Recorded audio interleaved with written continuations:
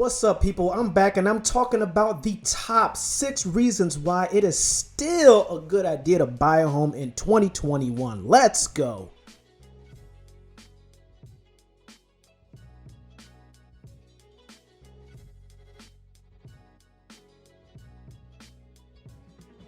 What's going on, everybody? Muoki here. I'm a realtor here in Leesburg, Virginia. If this is your first time on the channel, welcome.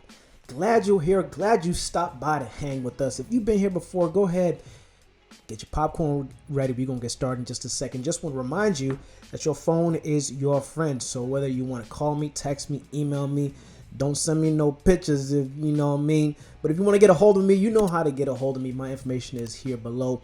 And I got your back. If you're thinking of moving to Leesburg or anywhere near around here, holla at me and I will take great care of you. I'm talking today about the 6 reasons why it's still a great idea, even though 2021 is a very competitive seller's market, why it's still a good idea to buy and purchase real estate. Now, 2021 is red hot. And a lot of people are saying, hey, you know, we've seen this before, right? Remember 2006, 2007, 2008, when things were going up and up and up to the moon, and then all of a sudden everything came crashing down. People are saying, hey, this is something, we've seen this before. It's bound to happen.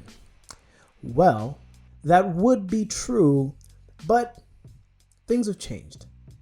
When 2008 happened and all that fallout, the crash, you know, it gave everybody pause, and we started thinking, not only regular folk like you and me, but the feds, the government, the Fannie and Freddie, everybody started making, on the lending side, it became there became more requirements on what it takes to get a loan. Ain't no more of these subprime mortgages coming out. I mean, it's, you know, a lot of the predatory lending that it contributed to what happened in 2008. Now it's more difficult to get approved for a loan. I mean, you got to talk to your lender, but sometimes even for an FHA, they're requiring a higher, somewhere around 620. I mean, there was some place last year that was saying you need to have a 680 credit score for an FHA loan. Now, not saying that's the case right now, but all that's saying is that lenders have increased the requirements for what it takes to get approved. Another reason is that you just don't have that many homes available. The supply is not enough to where it can, you know, create a situation where you have this bubble that, you know, that burst, right? In 2008, you had homes coming up on every corner. You had builders building on top of homes, and now you don't have the same kind of scenario. You don't have the same kind of supply. Also, you don't have the same kind of margins for builders, where even new home starts are behind from 2020. Now they are with the stimulus that was first started with Trump and now is continuing in the Biden administration. That is also going to contribute to the amount of inventory that potentially comes on the market soon. Who knows when? Nobody really knows. You got Biden proposed a $15,000 credit to home buyers. So you've got a lot of safeguards in that are kind of, you know, preventing the housing market from crashing like it did in 2008. So it's not a precarious situation. Probably the big thing is just the amount of competition for what is already available. Now, with that said, this video is about the 6 reasons why it's a good idea to buy. So number one, just big thing just to get out the way, is that this is not like 2008. It's not, well, look, the chances of a crash happening are very, very low. A crash like 2008 happening are very low. Now, 2020, who could have predicted 2020? Not me, not you. Very few people, but it happened, right? So, not saying that this is not to say, you know, they say never say never. And I'm not saying never. What I'm saying is that the chances are very slim. So here are the reasons why it might be a good idea to buy a home even in 2021 in this pandemic market. The first reason is if you have a steady income, if you're in Northern Virginia or really anywhere around the DC area, the cost of living is higher than the national average, really wherever you go. In Loudoun County, if you want to live here, the cost of living is higher. Fairfax County, Arlington, if you go up into Maryland and Frederick, DC, right? The cost of living is pretty high around here. So you want to make sure that you're in a position where, now lenders I think will sometimes require you to have full-time employment for at least 6 months before you can get pre-approved for a loan. So you want to make sure that you're in a good financial place. The second reason is if you are if you're in a situation where you have fair to good to great credit. Like I mentioned before, lenders have increased their requirements for what it takes to get a loan. Conventional, FHA, VA, I mean, that's, if you're a veteran, you basically, got your foot in the door there.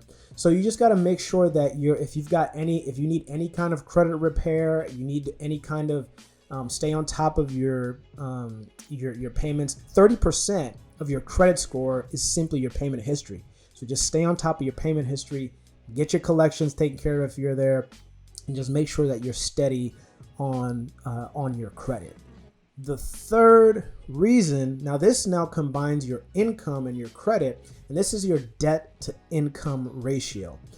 For an FHA loan, they can qualify you up to a 40% DTI ratio. The reason they can do that is because it's a riskier loan type, but because it gets more people in the door than if you have, let's say, a 20% DTI. Some people, I've seen somebody had 13%. This just means that the ratio for your debt to your income. Now, if half of your income is going to your debt, that just means that you have less income available in terms of safety and when it comes to risk aversion for lenders. So you just want to make sure that your debt is controllable, it is under control, and that number, take it down as much as possible. For business owners, if you can't increase your profits, decrease your spending. That will at least then give you another margin, a bigger margin, a delta between your income and your debts, and then your DTI will be, around get it, somewhere between 20 and 30%, and you should be okay. So make sure that your DTI is one that's manageable. And one of the ways you can do this is just talk to a lender, get pre-approved, or just have them run your credit, a hard credit check, and that will get you an idea of what your DTI is. The fourth reason why it could still be a good idea for you to purchase a home in 2020, even in this pandemic, is if you've got a good amount of money saved up for your down payment and for your closing costs. And now this is a new thing that wasn't there a year, 2 years ago, and money to negotiate contract terms. What we're seeing is a lot of people are bringing money to the table for appraisal shortages, for some people are paying sellers closing costs. Some people are paying for sellers moving expenses. So make sure that you've got cash on hand. A safe number is if you got 10% for your down payment and for your closing costs. Now you just, closing costs in Virginia, at least here in Northern Virginia, are range around 3%, 3.5%. So then you got 7% for a down payment, or 5% for a down payment, then 2% for other, whether you want to bring money for a short appraisal, or contribute to the seller's closing costs.